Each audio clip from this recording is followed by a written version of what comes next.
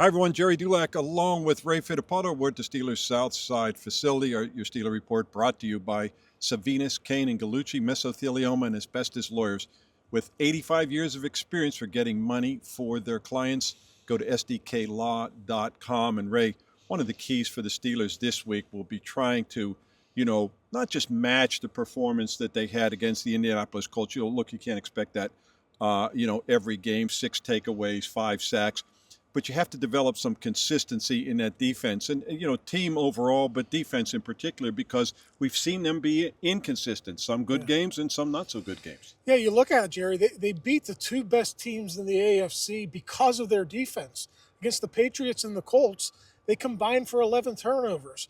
They held the Colts to a season low 20 points. They held the Patriots, who are a top 10 scoring offense, to 14 points. So it's in there, but you also know they have those bad outings against teams like the Packers and teams like the Bengals. So I think in the second half of the season, Gerry, I think they're just searching for that consistency. Got to find a way to do it game in and game out. And if they do it, they could be a good team by the end of the season. Ray, they're going to have 2 tasks this week, Sunday night in L.A. against the Chargers. And number 1 will be Justin Herbert, who leads the league in passing yards. Unlike last week, it was Jonathan Taylor.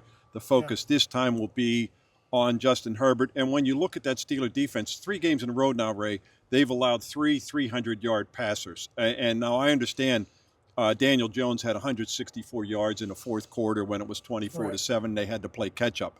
But that still is a lot of passing yards, and that's certainly Justin Herbert does better than anybody else in the league right now. Yeah, I mean, listen, they're still 30th in the league in total defense and still dead last in the league in pass defense. And, you mentioned that, the prevent defense kind of contributed to that late, but they have not done a good job overall of finishing games and playing, stout defensively when it comes to, keeping these good quarterbacks under wraps. So that's certainly going to be a chore against Herbert. The last time the Steelers played the Chargers in Los Angeles, Ben Roethlisberger scored 27 points Brought him back in the fourth quarter. The Steelers still found a way to lose that football game, and they lost that football game because their pass defense wasn't very good. That's right. And the guy who caught the winning touchdown with just seconds to go, Mike Williams on a 53-yarder, and that was a wild comeback by Ben Roethlisberger with 27 points, as you mentioned. Ray, that was probably the least effective 300-yard passing game you're ever going to see because Daniel Jones was intercepted 3 times. And the other thing I think that is overlooked in this game that people don't fully appreciate, the Steelers had 13 passes defense. That's an extraordinary number in a game. I went back and looked. The most passes defense that any team had this past weekend, aside from the Steelers, was 7. And the Bears and the Bengals, who combined for 84 pass attempts and 770 yards, they had 13 pass defense combined for the 2 teams. And so that was one of the things we saw the Steelers play with a more aggressive attitude, and that included in the secondary. And started up front with their pass rush. But even though they gave up all those passing yards, I thought the secondary played very, very well. And it's funny, sometimes injuries can cause coaching staffs to tinker and to tweak things. And, DeShon Elliott's out, and Chuck Clark and Jabrill Peppers are unavailable. You have to play Kyle Duggar in that game. And the players talked about it afterward. Things were simplified, but they played fast, and they really liked it that way. And Teryl Austin was asked about that today, Gerry, and he admitted it. Sometimes when you're a coach, you have all these different options. They coach too much. You get too cute. That's right. And sometimes just that simple approach allows players to be themselves. And I think we saw that against the Colts. And even though Austin wouldn't admit it, I think we're going to see more of that in the second half of the season. It really worked well against the Colts.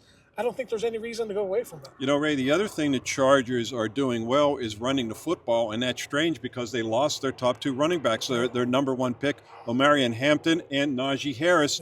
And yet in the past 2 games, they've run for 142 and 207 yards. You do the math, that's 175 yards a game. But the one thing we've seen from the Steeler defense, too, is when you go back to Joshua Jacobs with Josh Jacobs from Green Bay, and then Jonathan Taylor, 2 of the top runners in the league combined, they were held to less than 100 yards by the Steelers. So they have actually done a very good job against the run the last 2 games. Yeah, and they have to keep that up. Listen, the Chargers are a very good passing team, but if you can get any quarterback, I don't care how good Justin Herbert is, if you can get him in 3rd and 8, 3rd and 10, I know the Steelers gave up, again, 2 3rd and 11s here. They got to cut that out. But when you get them in unfavorable downs and distances, that's when T.J. Watt and Alex Highsmith become their most effective. And I think we saw that against the Colts. Also playing more zone, I think, blitzing less. Daniel Jones held on to that ball just a split second longer than those other quarterbacks.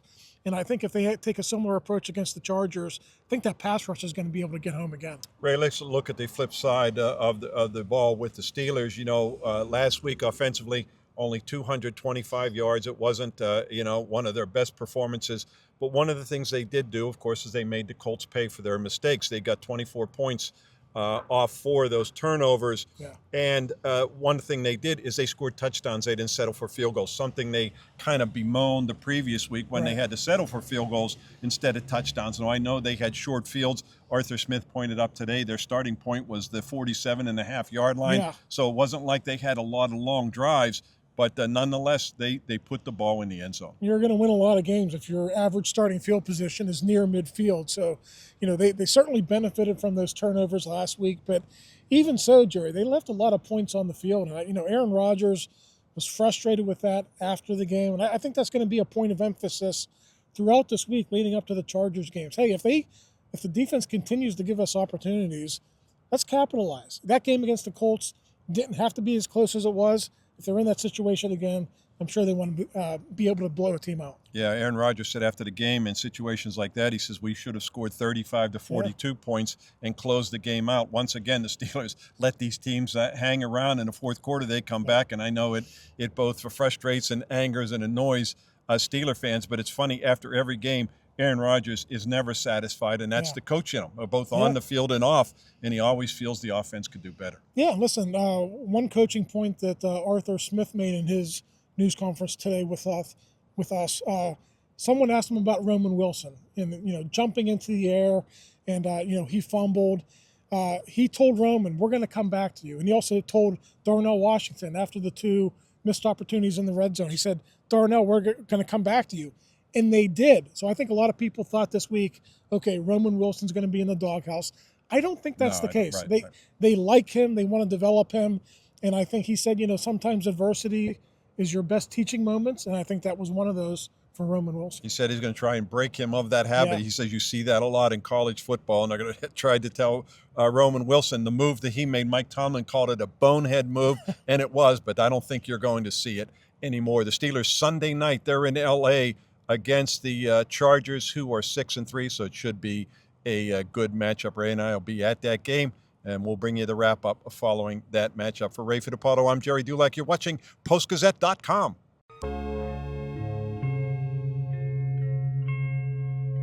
Thank you for checking out this content from Post-Gazette Sports. If you watch this video on YouTube, please like the video and subscribe to our channel.